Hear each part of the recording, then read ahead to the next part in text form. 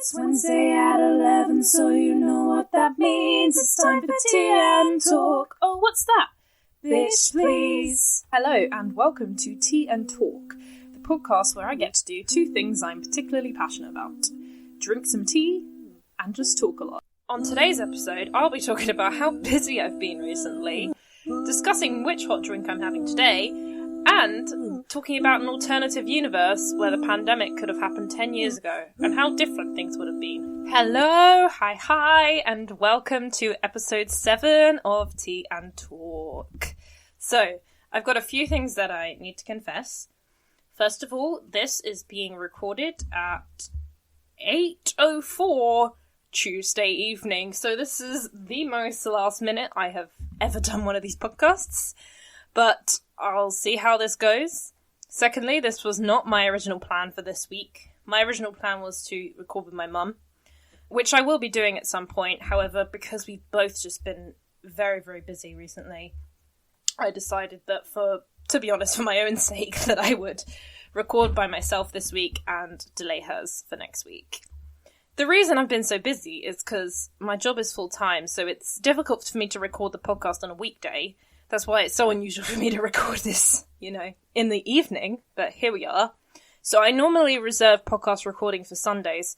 However, the last Sunday we had was Mother's Day, so I didn't really get much of a chance to do it then, as I spent pretty much the entire day baking things, which was incredibly fun. I baked scones, and I was so proud of these scones, guys.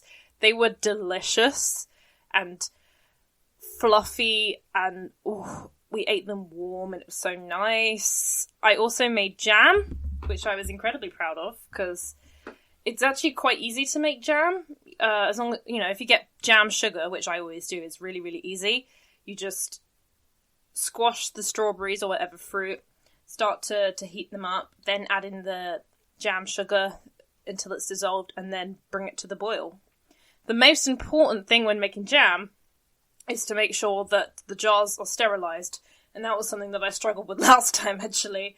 Didn't sterilise them properly, so they were just got quite mouldy over time, which was kind of unfortunate, really, because, it was so damn good.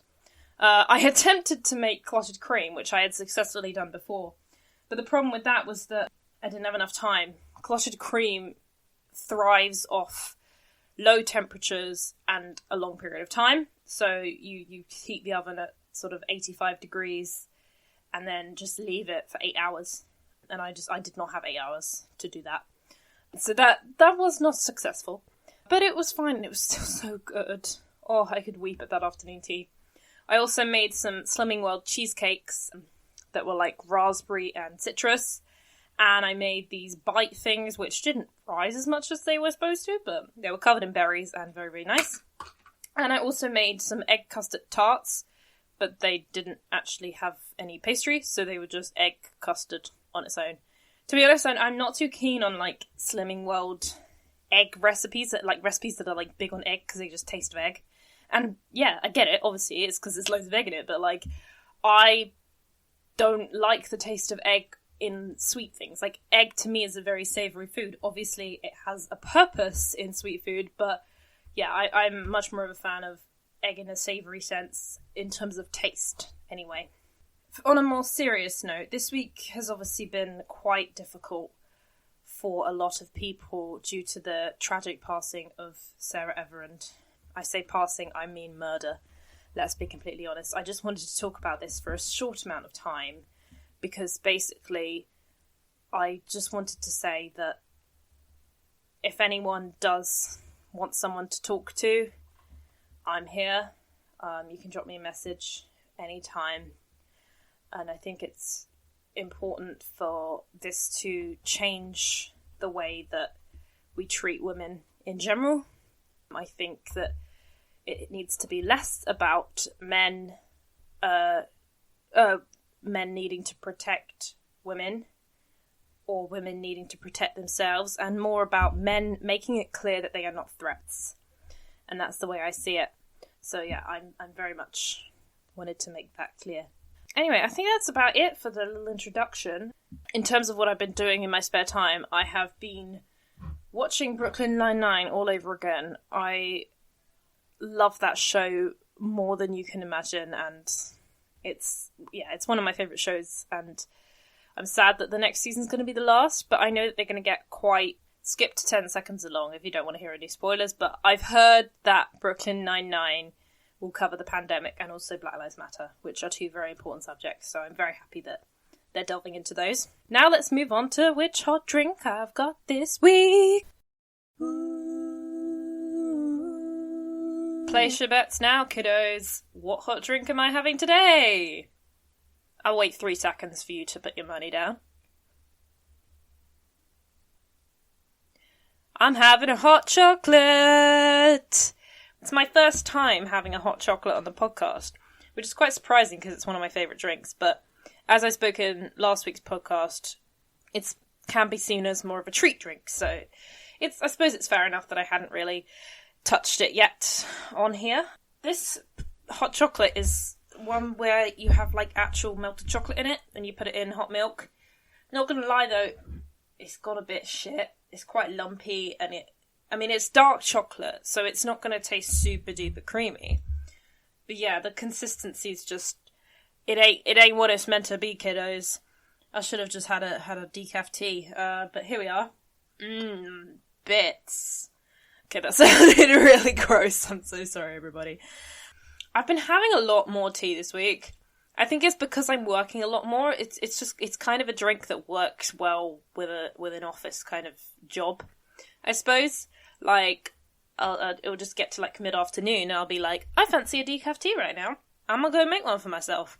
And yeah, that'll be how it goes. Because as I've mentioned numerous times on here, you knows I love flat white. However, I can't have so many, that's a lot of milk to go through in a day, like, if I have that many flat whites. So I've been sort of directing my attention towards teas, and you know what? It's working. Like, it's just really nice to have while I'm working, like a nice cup of tea. It just sort of refreshes you. It's not completely thirst quenching, but it I don't know, it's hard to explain, but it just makes me feel better when I have a tea. So, in spite of me making this podcast and ironically pointing out that I don't actually have tea that often, I'm turning into more of a tea gal, people.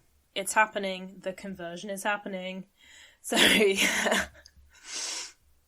The only thing that I'm struggling with at the moment is the patience to make loose leaf tea. Because don't get me wrong, I really like the different loose leaf teas and the variety that they can bring, but to have to, either use a tea strainer or put it in a teapot with the strainer in it. Oh man, it just really drags the process on, and I'm an impatient lass who just wants to get her hot drink on. I really wish that the process was less long. I know the obvious thing to do is to just get teabagged teas, but there's less variety in those, and I do like some variety in my teas.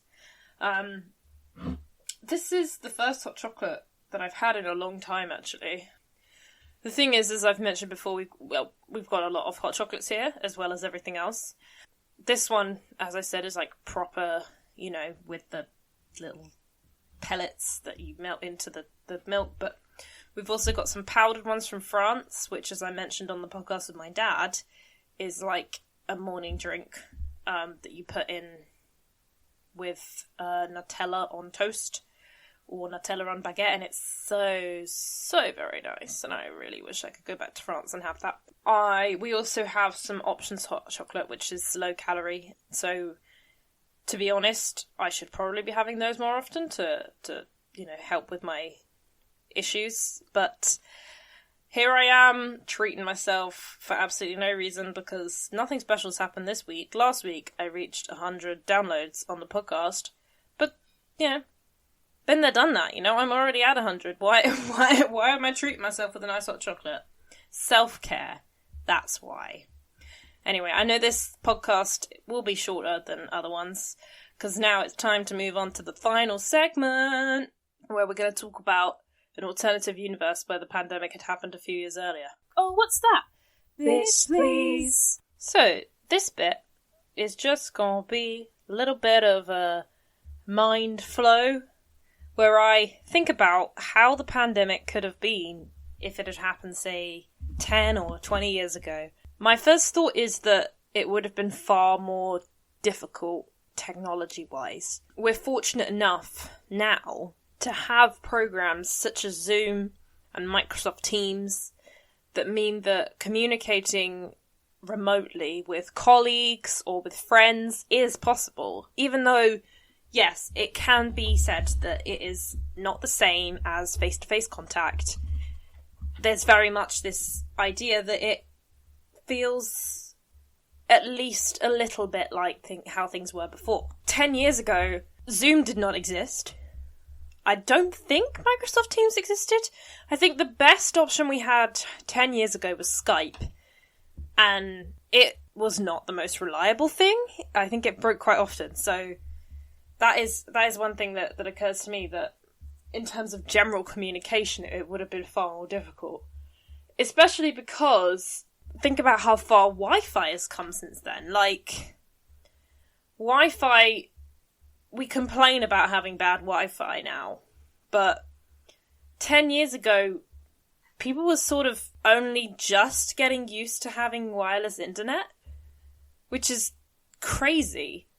Like, we'd have massively struggled because of the fact that we'd all be using Ethernet cables or whatever, because we're so reliant on Wi-Fi these days that it just would have been at such a different world. And it's crazy to think about. And if we'd have done it 20 years ago, well, back then there was no broadband, so we would have all been relying on dial-up internet, essentially, or phone calls, I suppose, we would have used to keep in touch with each other. And that's really crazy to me, because it's just, nowadays I feel like we sort of take this technology for granted because we're so used to it. So we complain about Zoom, we complain about bad Wi-Fi because the norm now is to have decent Wi-Fi and to be going outside and seeing people, I suppose. So yeah, that's my first thought about it. My second thought about it is that it would have been under a different government. Yes, it still would have been a conservative government. Well, it would have been the coalition, but it would have been under David Cameron as Prime Minister, which is slightly different, I suppose. He's not as extreme right as Boris Johnson. And thinking about it, to be honest, my issue with David Cameron was how indecisive he was. So I actually don't think that in terms of political decision-making there would have been that much of a difference, because Boris Johnson has also been incredibly indecisive when it comes to the pandemic. The thing with David Cameron was he was extremely indecisive when it came to Brexit, and took a long time to decide that, oh yeah, we can, if you vote for the Conservatives, we'll have a referendum, stupidly not thinking about the fact that so many people would vote leave in the referendum. And yeah, as I said, Boris Johnson did not like making decisions that would displease the far right of his party, who wanted to keep things more open. And that meant that decisions such as when to lock the country down and when to reopen schools and businesses were left far too last minute based on how many people had died. And unfortunately, in my opinion, I think just as many people would have died if this had happened 10 years ago. If this had happened 20 years ago, we would have been under Tony Blair's government. And not to be biased or anything, but I think that would have been a better situation. Like, he would have made decisions far more quickly, in my opinion. And I think that the damage caused would have been not as bad. And obviously this isn't, it's not worth lingering on, because obviously it's not actually the case, but yeah, that's what I think. I think that it would have been less bad 20 years ago, in terms of government decision making, obviously in terms of technology and stuff, would have been way worse. So